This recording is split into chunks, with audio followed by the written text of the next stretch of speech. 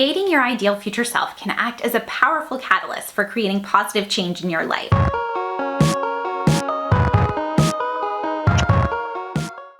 Hi everyone, if you're new here, I'm Emily Lauren. As a conscious creator, I help women tame their shame so that they can stop hating their bodies, avoid burnout, and feel empowered to go after what they truly desire.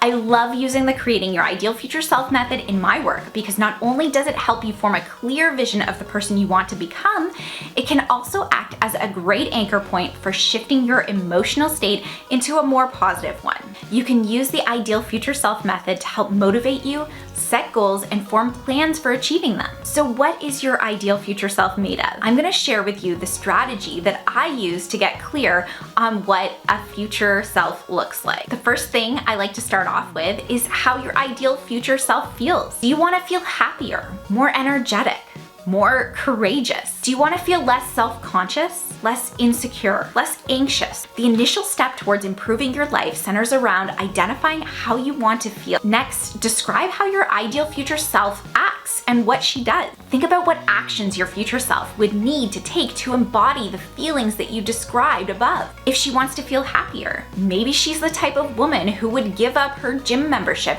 because it's been making her bloody miserable. Or maybe if she wants to be less anxious, she'd be the type of woman who invests in a psychotherapist to help her work through her stuff. Now, what line of work is your future self in? Who does she spend her time with? What are her values? What are her hobbies? List all of the things you've ever dreamed about doing, but were too worried about money or what other people would think about you if you did them. Would you get that nose piercing? Would you start playing a new sport you've never tried before? Would you quit your job? Would you pack up your bags and travel? Would you leave the toxic relationship you're in? It's time to describe what your ideal future self looks like. How does she wear her hair or do her makeup? What kind of clothes does she wear? If you want to get a little creative here, you can make your own Pinterest board or even sketch out what your ideal future self looks like. Now imagine living your life as this version of you. What would her daily routine look like? How does she start her day? How does she end it? Does she include mindful practices or exercise? Does she take time for herself? Does she read daily or prefer vegging out in front of the TV? There is no right or wrong answer here. This is about envisioning the life you have only ever dreamed of before. Todd Herman, author of The Alter Ego Effect, believes that the way to make your ideal future self your reality is by making it an alter ego. More specifically, he wants you to envision your alter ego as a superhero. Yes, you are literally creating your very own version of Superwoman here. Todd believes that we need an alter ego superhero because there is a villain inside each one of us, and they are holding you back from living the life that you want. I like to call this your inner critic, and she's not all bad. You know that voice inside your head that likes to fill your brain with unhelpful thoughts? You shouldn't eat that. He's not interested in what you have to say. Don't wear that. Just suck it up, princess. Yeah.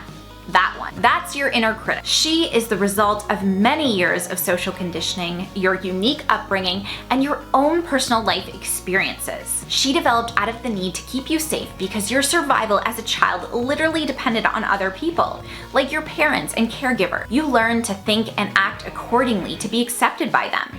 But as you grew into adulthood, your girl, the inner critic, overstayed her welcome. I like to imagine a volume button when it comes to the inner critic, because you need to turn that voice down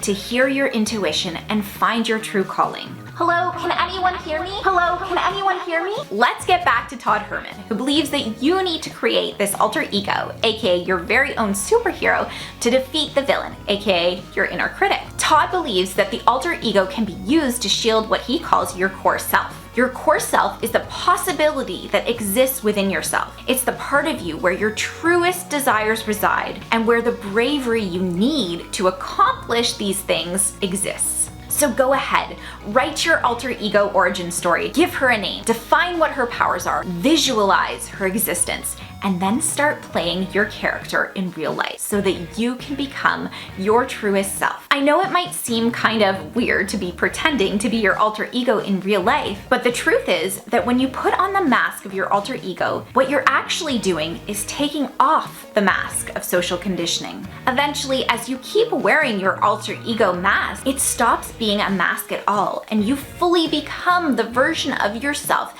that you've always wanted to be deep down inside. Adopting a socially acceptable persona to please others can cause us to become disconnected from our authentic selves. And the thing is that this mostly happens unconsciously, and so you might not even realize that you've been living your life wearing the wrong mask. There have been many people who've used alter egos to create their success. People like Beyonce, who created Sasha Fierce so she would feel more comfortable performing spicy songs on stage. There was a girl named Ashley who rearranged the letters of her name and became the one-of-a-kind Halsey. We have Lady Gaga, Xtina, heck, even Hannah Montana was an alter ego, albeit a Disney manufactured one. But you don't have to have aspirations of becoming rich and famous to utilize an alter ego. All you need to have is a weakness or fear that you want to overcome. Maybe you want to become a better public speaker. Maybe you want to be more fashionably expressive. Or maybe you want to build a business empire. Whatever it is, whatever you are scared to do, you can do it when you start to become your alter ego. I want to share with you a personal story that I've told maybe a handful of people in my 34 years on this planet. Just before I started high school, I went through some tough stuff. Basically, I had unintentionally caused a certain rumor about me to be spread. When a certain boy heard about the rumor, he was compelled to put me in a situation where I didn't feel comfortable saying no. He asked me to hang out alone, and of course I gladly accepted because he was super popular and I liked the attention. This led to a very unmemorable first kiss and sexual experience. I convinced myself that I was glad that it had happened because it was like ripping off the band-aid into adulthood. Eventually, we both moved on with our lives without ever even talking about it. It wasn't even an issue until we started high school. I'm not exactly sure how it happened, but everyone at school found out.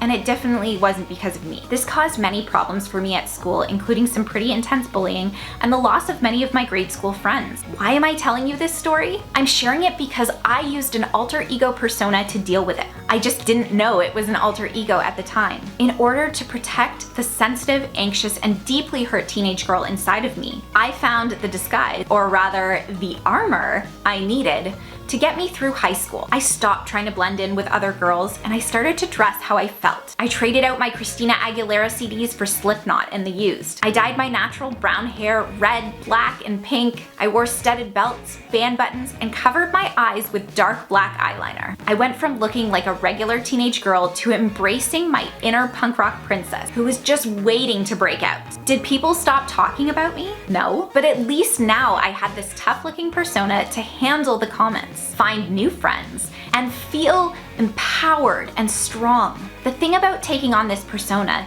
is that she was and is always going to be a part of me. Today, I don't always have to dress the part to feel the power that she gave me. She made me resilient, passionate, and brave. Maybe she's even why I recently started dyeing my hair pink again. We all need to embrace the parts of ourselves that make us the best version of who we are. It doesn't have to be super complicated. Maybe you can start by wearing a pair of glasses, a certain shirt, or trying a new hairstyle. See how it makes you feel. See how brave it makes you. And then look at what decisions you make next. Your future ideal self is your very own inspiration creation, so make it whatever you want. I hope you enjoyed this video. Please remember to subscribe, and I can't wait to see you in my next video.